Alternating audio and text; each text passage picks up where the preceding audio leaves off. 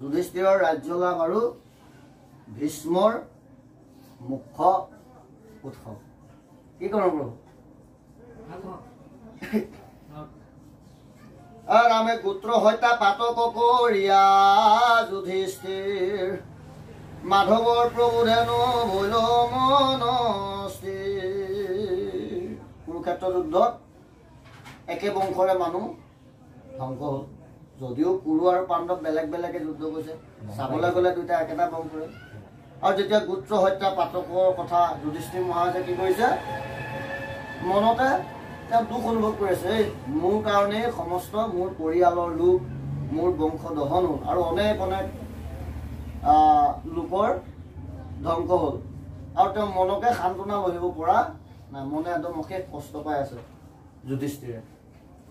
এই অধিক বুলন্ত কৰি কৃষ্ণক বিচা বুজিলো হু সমস্তে তোমাৰ পুতনা কান্দন্ত কৰিলো বুলি শৰীৰ বিঘাত ব্যাসৰ বাক্য নাহি ৰাজাৰ যুধিষ্ঠিৰে এতিয়া নিজকে মানে সান্তনা দিব পৰা নাই নিজকে কি কৰিছে মহাপাপী বুলি মানে খেদ কৰি আছে আৰু ব্যাসদেৱৰো তেওঁ সান্তনা দিছে নাই এইটো তোমাৰ একো পাপ নাই এইটো হ'ব লগা আছিল এইটো ভগৱানৰ ইচ্ছা দিছে তথাপিও যুধিষ্ঠিৰ মহাৰাজে কিন্তু সান্তনা ল'ব পৰা নাই কৃষ্ণইও কৈছে তথাপিও যুধিষ্ঠিৰ মহাৰাজৰ সান্তনা হোৱা নাই তেওঁ নিজকে কৈছে যে মই মহাপাপী মই মোৰ কাৰণে মোৰ দৰে এটা পাপীৰ কাৰণে ইমান জীৱৰ ধ্বংস হ'ল এনেকুৱা ভাৱ কৰি আছে ৰামে কহন্ত যতেক যজ্ঞ যুগ প্ৰায়চিত নাহি শান্তি তথাপিতো নিপতিৰ চিত যিমানে মই যজ্ঞ কৰোঁ যুগ কৰোঁ প্ৰায়চিত কৰোঁ তথাপিও মোৰ কিন্তু চিত্তৰ শান্তি হোৱা নাই বুলি যুধিষ্ঠিৰে কৈছে ঈশ্বৰৰ ইচ্ছা কোনে পৰিবে নিৰোধ ভীষ্মৰ মুখে সেয়াংক কৰাইবো প্ৰভু এইটো ঈশ্বৰে ইচ্ছা ঈশ্বৰেনো কেলে নোৱাৰিব ঈশ্বৰে কওঁতো তেওঁ প্ৰভুত অহা নাই শান্তি পোৱা নাই ব্যাসদেৱে কওঁতেও তেওঁ নিজকে যে নিষ্পাপ এইটো বুলি গণ্য কৰিব পৰা নাই কেলে কৰিব পৰা নাই ঈশ্বৰে হৃদয়ৰ পৰা তেওঁক এইটো ভাবিবলৈ অনুমতি দিয়া নাই আৰু কেলে দিয়া নাই কাৰণ ভীষ্মৰ মুখেৰেহে তেওঁ এইটো প্ৰভুত দিবৰ কাৰণে এইটো ভগৱন্ত পুৰুষে লীলা কৰিছে ৰাম হেন মনে মানি লনে ঈশ্বৰ মাধৱে গলা কুৰুক্ষেত্ৰ পান ধব বান ধব তাৰপিছত কি কৰিলে কৃষ্ণই পাণ্ডৱ সহিত এই কুৰুক্ষেত্ৰলৈ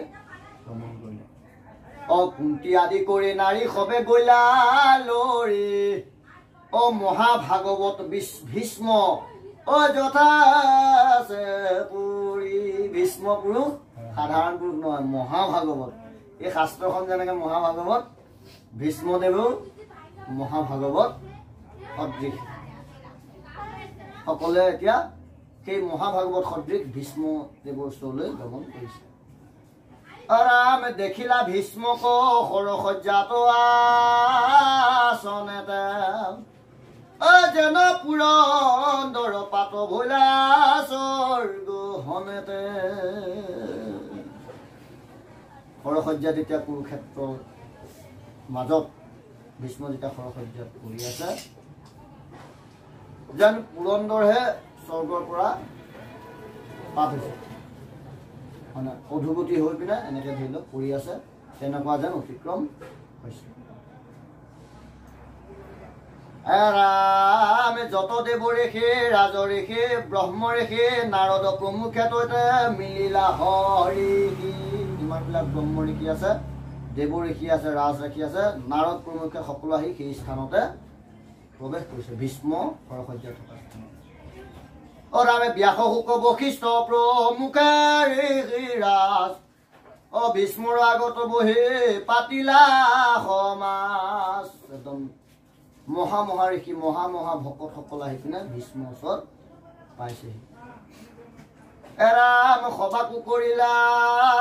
পূজা জাক বিধি কৃষ্ণক দেখিয়া যেন পাইলা যাক যেনেকৈ সন্মান কৰিব লাগে তেওঁ সৰসজ্জাৰ পৰা ভীষ্মদেৱে বাক্যৰে সন্মান তেওঁ উঠিব বহিব নোৱাৰে গতিকে কেনেকৈ সন্মান কৰিব বাক্যৰ জৰিয়তে তেওঁ যাক যেনেকৈ সন্মান কৰিব লাগে সন্মান কৰিছে তাৰপিছত কৃষ্ণক দৰ্শন পাইছে আৰু কৃষ্ণক দেখি তেওঁ যেন তেওঁৰ একেবাৰে মেইন হৃদয়ৰ যেন বিচাৰি ফুৰা বস্তুটোহে পাইছে আমাৰ সাদৰে আগতে আনি বহালাখনে পাইদৈঘ ধূপদীপ দিলা হবে মানে ভীষ্মৰ অৱস্থা দেখি সলোক মুখে কাষতে আচন্ত পাচুভাই মহাদুখে আৰু কি কৰিলে এই ভগৱন্ত পুৰুষক যেনেদৰে সন্মান কৰিব লাগে তেনেদৰে ভীষ্ম পুৰুষে সন্মান কৰিছে আৰু ভীষ্মৰ কাষতে পাঞ্চ পাণ্ডৱে মহা দুখে কি কৰিছে লুটক জুকি বহি আছে আৰু সমস্ত তেওঁৰ ওচৰত থকা যিমানবিলাক ৰাজদূত সকলোৱে শোকাতুৰ মনেৰে তাত ৰামে কুন্তি সত্যৱতী আদি কানৈ নাৰী গণে দেখিয়া ভীষ্মৰ মৰ্ম চৰি গল মনে এই নাৰীসকলেও কান্দিছে কুন্তি সত্যৱতী লুটকে চঞ্চল আখি আতি অনুৰাগে বুলিলা সবাকো বাক্য ভীষ্ম মহাভাগে তাৰপিছত এই সকলোকে প্ৰতি মহাভাগৱত ভীষ্মই নিজৰ বাক্য প্ৰকাশ কৰিলে ৰামে পৰমধৰ মিষ্ট পাঞ্চু কৃষ্ণত সন্মুখ ইখে মহাকষ্ট তোৰা সবে পাইলা দুখ হে পঞ্চ পাণ্ডৱ তোমালোক সদায় কৃষ্ণৰ লগতে থাকা কৃষ্ণ তোমালোকৰ সদায় সন্মুখতে থাকে তথাপিও তোমালোকে ইমান কষ্ট ভোগ কৰিলা ইমান মহাকষ্ট তোমালোকে ভোগ কৰিলা হে মাও কুন্তি তোমাকে সে কৰো খেদ পাণ্ডুৰ মৰণে দুখ পাইলা বিশেষ আৰু কুন্তি মাও তুমি অতি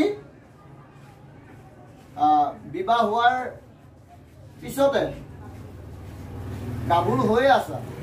তেনেকুৱাতে তুমি অতি সোনকালে নিজৰ স্বামীকো পাণ্ডুক হেৰুৱালা ৰাম এহি পাঞ্চ পুত্ৰ গয়া কৰিলা বিদেশ দুষ্ট ধৃতৰাষ্ট্ৰে নিদিলে কোনো ক্লেশ আৰু এই পাঞ্চ পুত্ৰৰ লগতে তুমি থাকিলা আৰু ধৃতৰাষ্ট্ৰে তোমাক কি শাস্তি নিদিলে কেতিয়াবা বিষ পান কৰাবলৈ চেষ্টা কৰিলে কেতিয়াবা অগ্নি দাহন কৰাৰ চেষ্টা কৰিলে আকৌ দ্ৰৌপদীক নাৰীক তোমালোকৰ বোৱাৰী দ্ৰৌপদীক কি কৰিলে এনেকুৱা লাজ দিয়াৰ অৱস্থাৰ সৃষ্টি হ'ল কি দুখ নিদিলে তোমালোকক ৰামে জানো নাই তোৰ দুখ লিখিত তোমাৰ কালে ঘটাইলে কোৱাসি ইসৱনিকাৰ মই এতিয়া গম পালো যে এইটো তোমালোকৰ কপালতে লেখা আছে আৰু কালৰ প্ৰভাৱত এইটো হ'বই ৰাম ঈশ্বৰ কালেকে হৰে জগতৰে আয়ু সংসাৰত ভ্ৰমায় মেঘ যেন বায়ু আৰু ঈশ্বৰে এই কাল আৰু এই কালে জগতৰে আয়ু হৰণ কৰে আৰু মেঘবিলাক যেনেকৈ বায়ুত ইফালৰ পৰা এফালে গৈ থাকে এই সংসাৰটো জীৱবিলাকক ইফালৰ পৰা এফালে এই কালেই ঘূৰাই লৈ গৈ ৰামে ধন জন জীৱন তিলেকে কৰে কালক তৰ্কিবে হেন নাহি একোজন ধন জন জীৱন এইবিলাক এই কালে আমি তৰ্কিবই নোৱাৰো আমি গমেই নাপাওঁ এনেকুৱাকে মানে লৈ যাব এজন এজনকে এটা আমি গমেই নাপাওঁ অতি অঘটনকো ঘটাৱে কালে আনি পৰম আশ্চৰ্য যে শুনা হবে প্ৰাণী একেবাৰে অতি অঘটনকো এই কালে আনি হতন কৰি দিব পাৰে এই কালৰ ইমানেই প্ৰভাৱ ৰামে জৈত ধৰ্ম ৰাজা গদা পানী বিকুদৰ ধনঞ্জয় যথা গান দিব ধনুধৰ য'ত ধৰ্মৰাজ কৰা যুধিষ্ঠিৰ আছে, গদাপাণি ভীম আছে, গান্ধীৱ ধনুধাৰী ধনঞ্জয় আছে। পৰম সুহৃদ কৃষ্ণ জৈত সবাসত দেখি আশ্চৰ্য কিনো তথাটো আপোন। আৰু সাক্ষাৎ ভগৱন্ত পুৰুষ কৃষ্ণ তাত আছে আৰু তেওঁলোকৰ সুহৃদ আছে আৰু তাতো আপোন হৈছে। কিন্তু কেনে আচৰিত কথা ভীষ্মদেৱে কৈছে, ৰামে ধৰ্মিষ্ঠ বলিষ্ঠ ধনুধৰ কিছু নৈ, যেহি কৰে ঈশ্বৰে সেই শেষ। তুমি ধৰ্মিষ্ঠ হলেও নহব, বলিষ্ঠ হলেও নহব, ধনুৰ্ধৰ হলেও নহব, ঈশ্বৰে যিটো কৰিব সেইটোৱে হব। ৰাম ঈশ্বৰৰ চেষ্টা কজাবে কেমন মোহনেতে, ব্ৰহ্মা হৰো মোহ যায় যাক বিচাৰণেতে। ঈশ্বৰ চেষ্টা কেনেকৈ মহন্তে জানিব? ব্ৰহ্মা আৰু হৰেও তেওঁৰ মায়াত মোহিত। ৰামে চিনাবে লাগিলা ভীষ্মে মেলি আঙ্গুলি, এহেন্তে ঈশ্বৰ কৃষ্ণ কালু আংক বুলি। তাৰপিছত হাত মেলি ভীষ্মদেৱে চিনাইছে এইজনে কৃষ্ণ পুৰুষ, এওঁৱেই কাল, এওঁৱেই ঈশ্বৰ, এওঁৱেই কাল বুলি চিনাকি কৰি দিছে ভীষ্মদেৱ। ভীষ্মদেৱ বৈষ্ণৱ নহয়, 12জন বৈষ্ণৱৰ এজন। তেওঁ হ'ল মহাজন, তেওঁ হ'ল অথৰিটি। তেওঁ যোনটো কৰিব সেইটো সত্য হবই। ৰাম সম্প্ৰতি আচন্ত হৈয়া দেৱকীত নয়, আনতে শুই জগতৰে সৃষ্টি স্থিতি লয়। যদিও তেওঁ এতিয়া বৰ্তমান দৈৱকীৰ পুত্ৰৰূপে আছে, এওঁৰ জৰিয়তেই জগতৰ সৃষ্টি স্থিতি লয় হয়। কোটি ব্ৰহ্মাণ্ডৰ নাথ এন্তে মহাহৰি, মায়াই লোকক মুহি আশা চদ্ম কৰি। কোটি ব্ৰহ্মাণ্ডৰ নাথ এইজনেই মহাহৰি আৰু তেওঁ মায়াই সব লোককে মুহি আছে। ৰামে কিনো পাণ্ডু পুত্ৰ তোমাষাৰ মহাভাগ, পাইলা গৃহতে হেনো ঈশ্বৰ কলা। আৰু পাণ্ডু পুত্ৰসকল পাণ্ডৱ, তোমালোকৰ কি সৌভাগ্য, এই কৃষ্ণকে তোমালোকে গৃহত লাভ কৰিছা। ৰাম পাঞ্চা দূত কৰা কতো সাৰথি ৰথৰ, মন্ত্ৰী হুয়া বুজান্ত মান্য যেন। কেতিয়াবা তোমালোকে এই কৃষ্ণকে দূত হিচাপে প্ৰেৰণ কৰিছা,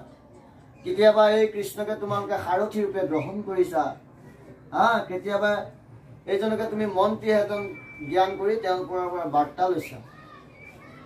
যেন এজন সাধাৰণ নৰম।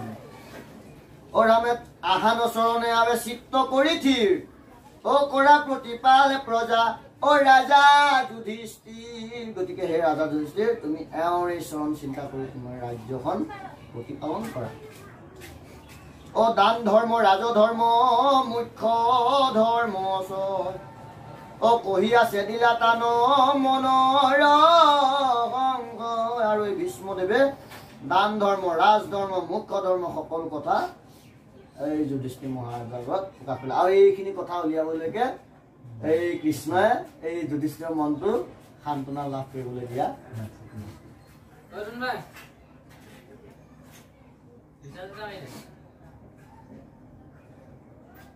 ৰামে নাহি ভাগৱত ধৰ্ম সমান নামৰ, কৃষ্ণ কচি নাইলা এনেতে পৰম ঈশ্বৰ। তাৰপিছত বিষ্ণুদেৱে ক'লে যে ভাগৱত ধৰ্মৰ সমান আৰু ধৰ্ম নাই। এই ভাগৱত ধৰ্মৰ মূল তত্ত্ব হ'ল ভগৱন্ত পুৰুষৰ দিব্য মহিমান্বিত পৰম প্ৰেমময় নাম বস্তু। এই নাম বস্তুৱে হ'ল ভাগৱতৰ সাৰ সিদ্ধান্ত। আৰু এই ভাগৱত ধৰ্ম, এই নাম ধৰ্মই প্ৰকৃত শ্ৰেষ্ঠ ধৰ্ম বুলি ভীষ্মদেৱে অলৰেডি প্ৰকাশ কৰিলে। আৰু কি, আৰু তেওঁ চিনাই দিলে যে এই দেৱকী নন্দন কৃষ্ণই হ'ল সেইজন নামৰ মূৰ্তিস্বৰূপ আৰু তেওঁৱে পৰম ঈশ্বৰ বুলি ভীষ্মদেৱে চিনাই কৰিলে। ৰামে ভকত বৎসল কৃপা ময় মহাহৰি, আহান পাৱত বা থাকা সেৱা কৰি। গতিকে এই ভকত বৎসল কৃপাময় মহাহৰি চৰণে তুমি সেৱা কৰি থাকা। যদ্যপি সবাতে সময় এনেতে ভগৱন্ত, এ ভকতৰ পক্ষপাত তথাপি কৰণিত যদিও ভগৱন্ত পুৰুষ সকলোৰে সমান তথাপিও তেওঁ ভকতৰ পক্ষতে থাকে এইজনে হ'ল কৃষ্ণদেৱ ভগৱন্ত পুৰুষ তেওঁ সদায় ভকতৰ ফালৰহে হয় এৰা মই প্ৰাণ এৰু দেখা হেন সময়ত আপুনি ভৈলন্ত আহি আগে উপগত মই এতিয়া প্ৰাণ ত্যাগ কৰিবলৈ বিচাৰিছো আৰু এইটো সময়তে মোক কৃপা কৰিবৰ কাৰণে এই ভগৱন্ত পুৰুষ আহি মোৰ আগত আহি উপস্থিত হৈছে এইয়াই পৰম কৃপালু কৃষ্ণদেৱ কিনো কৃপা মই মহাস্নেহে ভকত এতেকে বুলনিতে প্ৰেমে ধৰি ললো এইজনেই কৃপা মোৰ তেওঁ ভকতক মহাস্নেহ কৰে আৰু এই ভাৱটো ধাৰণ কৰি ভীষ্মদেৱে চকুলো টুকিছে হে কৃষ্ণ কৃষ্ণ আবে মুহুৰ আগত যিটো চতুৰ্ভুজ ৰূপ কৰিছা বেকত অৰুণ চৰণ চাৰু সুপ্ৰসন্ন মুখ পাহৰিলো শৰৰ বেদনা যত দুখ হে ভগৱন্ত পুৰুষ কৃষ্ণদেৱ তুমি মোৰ আগত যি চতুৰ্ভুজ শংখ চক্ৰ গদা পংকজধাৰী ৰূপ প্ৰকাশ কৰিছা তোমাৰ এই সুপ্ৰসন্ন মুখ অৰুণ চৰণ অৰুণ ওঠ এই সমস্ত ৰূপ দেখি মোৰ শৰৰ যোনটো বেদনা মই একো অনুভৱ কৰা নাই প্ৰভু তুমি শেষুৰিত আত্মা প্ৰভু ভকতৰ তোমাৰ চৰণে কৰো এতেক গোচৰ গতিকে তুমি মোৰ সহিত মোৰ আত্মা আৰু ভকতসকলৰ তুমিয়ে স্বামী আৰু তোমাৰ চৰণত মই এয়ে প্ৰাৰ্থনা জনাও কি জনাও যাব দেখে ৰুত মই কলে বৰ তাৰে মোক অপেক্ষিবা বাপ গদাধৰ যেতিয়ালৈকে মই মোৰ এই শৰীৰ ত্যাগ নকৰো তেতিয়ালৈকে তুমি মোৰ ওচৰত এইদৰে স্থিত হৈ থাকা এতেকে বুলন্তে প্ৰেমে পিৰিল ভীষ্মক ধাৰে বহি যায় দুই নেতৰ লুত এইদৰে যেতিয়া কৃষ্ণ পুৰুষক এনেদৰে কথা কৈ আছে তেওঁৰ হৃদয়খন প্ৰেমে তেওঁক খুন্দি আছে কেতিয়াবা আমাক খুকে খুন্দিয়াই নাই দুখে খুন্দিয়ায় কামে খুন্দিয়ায় কিন্তু ভীষ্মদেৱক কিহে খুন্দি আছে ভগৱন্ত পুৰুষৰ প্ৰেমে তেওঁৰ হৃদয় খুন্দি আছে আৰু এই প্ৰেমে যেতিয়া তেওঁৰ বুকুত খুন্দা মাৰিছে তেওঁৰ নয়নৰ পৰা লোটক বহি আহিছে ৰামে থাকিলন্ত তুমি ভীষ্মে কৃষ্ণ কণিৰে কি কৃষ্ণ ভৈলা কুল ভকতি তান দেখি আৰু এইদৰে একদম স্তম্ভভাৱে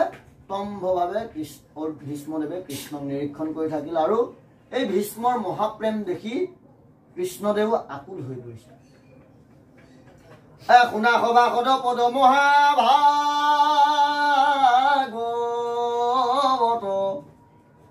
হৃদয়ত বিচাৰি কথাৰ লৈ বাটত শাস্ত্ৰত কহে দেৱ এক নাৰায়ণ তাহান ভকতি যশ শ্ৰৱণ কীৰ্তন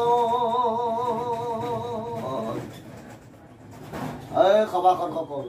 তোমালোকে এতিয়া মহাভাগৱতৰ যি পদ এয়া শুনা আৰু এই মহাভাগৱত কেৱল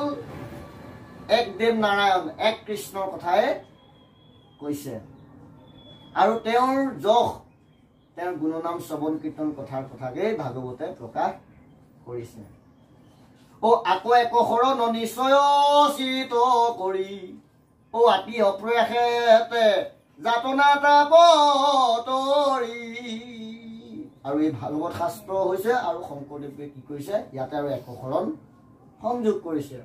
আৰু এই একশৰণৰ লগত যদি তোমালোকে কৃষ্ণৰ কথা শ্ৰৱণ কীৰ্তন কৰা অপ্ৰয়াসতে হেলাতে তোমালোকে পাৰ হৈ যাবা বুলি মহাপুৰুষে সিদ্ধান্ত দিছে এই শেষত যে এইটো উপদেশ পাবি যে দিছে এই উপদেশ পাবি সংস্কৃত ভাগৱতৰ ৰূপান্তৰ নহয় এই উপদেশ পাবি মহাপুৰুষ শ্ৰীমন্ত শংকৰদেৱে নিজে সৃষ্টি কৰে এই প্ৰত্যেকটো ভাগৱতৰ যিমানবিলাক আছে চব ৰূপান্তৰ কৰিছে শেষত যেতিয়া উপদেশ দিয়ে সেই উপদেশটো শংকৰদেৱে নিজে গতিকে শংকৰদেৱে এইটো সিদ্ধান্ত দিছে যে একশৰণটো যে আনিছে আন যে যিমান ধৰ্ম তাপ জপ যজ্ঞ যিমান দেৱ ধৰ্ম আছে চব যে ত্যাগ কৰি একশৰণটো যে আনিছে এই একশৰণটো মহামূল্যৱান বস্তু অতি পাতকিও তৰি যাব পাৰে অপ্ৰয়াসে তৰি যাব পাৰে বুলি কৈছে শংকৰে। এই একলখনটো সাধাৰণ বস্তু নহয়। ৰাম কৃষ্ণৰ সেৱাটো কিছু নাহিকে ভাগৰ, ও নাম মাত্ৰ ললে তৰি সংসাৰ সাগৰ। যোনে কৃষ্ণ কামত নিৰ্দিষ্ট থাকিব তেওঁৰ ভাগৰ নালাগে বুলি কৈছে, শাস্ত্ৰহে কৈছে। আৰু তেওঁৰ নাম ললে এই সংসাৰ তৰি যাব। অ কৃষ্ণ মোৰ বন্ধু কৃষ্ণ সুহৃদ নিশ্চয়, অ কৃষ্ণকে হেপাইলে অনুমাত্ৰ নাহি ভয়। অ এহি তত্ত্ব জানে যিটো সেহি মহাজ্ঞানী, অ সেই মহাগুৰু সেই জন চক্ৰ পানী। যিজনে এইটো কথা জানে যে মই কৃষ্ণ ভক্তি কৰিম, কৃষ্ণ ভজনা কৰিলে মোৰ সৰ্বসিদ্ধি হ'ব, মোৰ ক'তো ভয় নাই, কৃষ্ণ নাম ল'লে মই তৰি যাম, এই কথা যোনজনে জানে সেইজনেই মহাজ্ঞানী, সেইজনেই মহাগুৰু, আৰু সেইজনেই চক্ৰপাণী অৰ্থাৎ কৃষ্ণৰ তেওঁৱে প্ৰকৃত প্ৰতিনিধি। অ হেন জানি ভকতিত কৰিও বিশ্বাস, অ অথিৰ জীৱন ধন জন গৃহ। গতিকে সেই সভাসদসকল তোমালোকে কৃষ্ণ ভকতিক বিশ্বাস কৰা, বাকী যিমান জীৱন ধন জন গৃহবাস আছে চব অথিৰ। অ ক্ষণিকতে নাথাকে মেঘৰ যেন চদ্ম, অ আৰু অৰ্থে নেৰিবা কৃষ্ণৰ পাদ পদ্ম। এইবিলাকৰ কাৰণে তোমালোকে এই ধন জন জীৱনে মেঘৰ নিচিনা অলপতে থাকে অলপতে নাই। গতিকে এই অলপতে থকা বস্তুৰ কাৰণে তোমালোকে কৃষ্ণৰ পাদ পদ্ম ত্যাগ নকৰিবা। ৰাম কাল অজগৰে গিলে তিলেকে মৰণ, অ কৃষ্ণৰ চৰণে লৈও সতৰে শৰণ। এই কালে ইতিমধ্যে আমাক গিলি গ্ৰাস কৰি আহি আছে, অতি শীঘ্ৰে তোমালোকে কৃষ্ণৰ চৰণত শৰণ লোৱা। অ কৃষ্ণৰ কি কৰে কহে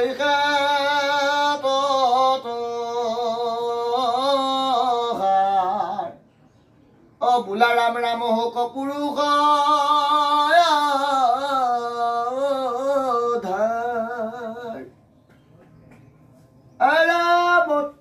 হেন জানি ভকতিত কৰি বিশ্বাস, অ অথিৰ জীৱন ধন জন গৃহবাস। আৰ আমি ক্ষণি কতো নাথাকে মেঘৰ যেন সদম, ও আৰ অৰ্থে নেৰিবা কৃষ্ণৰ পাদ পদ্ম। এৰামে কাল অজগৰে গিলে তিলেকে মৰণ, অ কৃষ্ণৰ চৰণে লৈও সতৰে শৰণ। ৰামে কৃষ্ণৰ কি কৰে কহে ইখেতত সাৰ, অ বোলা ৰাম ৰাম পুৰুষ উদ্ধাৰ। হৰে ৰাম ৰাম